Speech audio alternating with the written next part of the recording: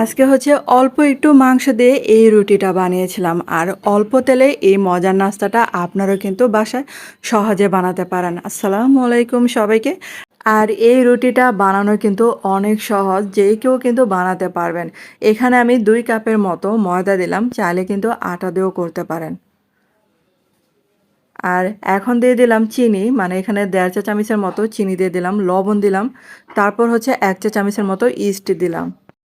আর এখন হচ্ছে শুকনো উপকরণগুলো আগে ভালো করে মিশিয়ে নিতে হবে।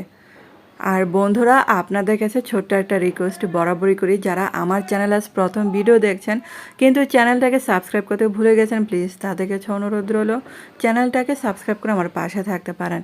আর এই যে এখন এই যে কিছুটা সয়াবিন তেল দিলাম, তারপর হচ্ছে কুসুম গরম পানি দিয়ে এখন একটা ডো তৈরি করে নিচ্ছি। আর এই যে দেখেন ডোটা কিন্তু এরকম হবে। তো এটা ঢাকনা দিয়ে ঢেকে রাখবো। আর এখন হচ্ছে ভিতরে পুরটা রেডি করছি। তো কড়াইতে কিছুটা তেল দিলাম, পেঁয়াজ কুচি দিয়ে দিলাম, আর পেঁয়াজটাকে হালকা ভেজে নিচ্ছি আমি। পেঁয়াজটাই কিন্তু বেশি ভাজা যাবে না, কারণ হচ্ছে কিমাটার সাথে এটা ভেজে নেব যে, এই জন্য। আর দিয়ে দিলাম গরুর মাংস ছোট করে কাটা, আর কি সেটা কিমাও বলা যাবে না, এটা ছোট করে আমি কেটে নিয়েছি। আর এখন এই যে পেঁয়াজের সাথে একটু ভাজা ভাজা করে নিচ্ছে। আর দিয়ে দিলাম এখন হচ্ছে আদা রসুন বাটা, তারপর হচ্ছে জিরা বাটা দিয়ে দিলাম। আর আপনারা যদি মানে হাতের কাছে মুরগির মাংস, মানে মুরগির বুকের মাংস থাকে, সেটাও কিন্তু দিতে পারেন, মাটনও দিতে পারেন। দিয়ে দিলাম মরিচের গুঁড়া, তারপর হচ্ছে ধনে গুঁড়া দিলাম, আর দিলাম স্বাদ মতো লবণ। আর এগুলাকে এখন যে ভেজে নিতে হবে। আর গরু মাংস হতে যেহেতু একটু সময় লাগে, তার জন্য কিন্তু এটা একটু সময় নিয়ে আর কি রান্না করতে হয়, যাতে সহজে এটা সিদ্ধ করা যায়। আর দিয়ে দিলাম কিছুটা গরম মশলা গুঁড়া। আর এটা ভাজতে ভাজতে যখন পানিটা শুকিয়ে গেল, তখনই কিন্তু পানি দিতে হবে।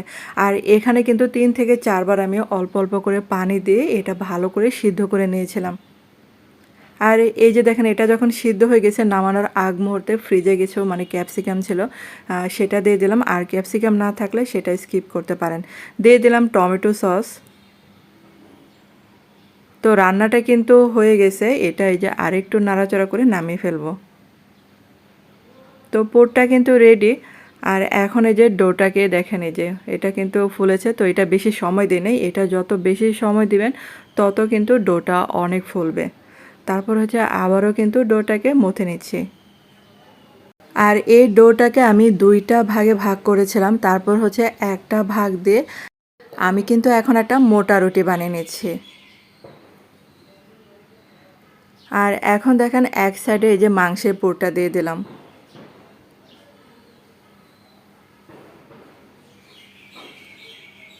তারপর হচ্ছে দেখেন, এই যে পুলি পিঠার মতো করে এরকম করে মুড়িয়ে নিচ্ছে। আর একটু হাত দিয়ে ভালো করে চেপে দিতে হবে। আর এই যে দেখেন সাইড দিয়ে একটু কেটে নিচ্ছি। আর এরকম করে কেটে নিলে একটা ডিজাইন তৈরি হবে। তারপর এই যে 2 সাইডে ভালো করে এরকম করে মুড়িয়ে দিতে হবে। আর এটা কিন্তু তারপর রেস্টে রেখেছিলাম, এটা মানে 5 থেকে 10 মিনিটের জন্য রেস্টে রেখে দিতে হবে। তারপর দেখেন এটা ফুলে কিন্তু ডাবল হয়েছে।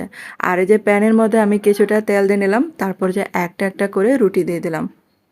আর আপনারা চাইলে কিন্তু এই রুটিটা মানে একটা করে ভাজতে পারেন।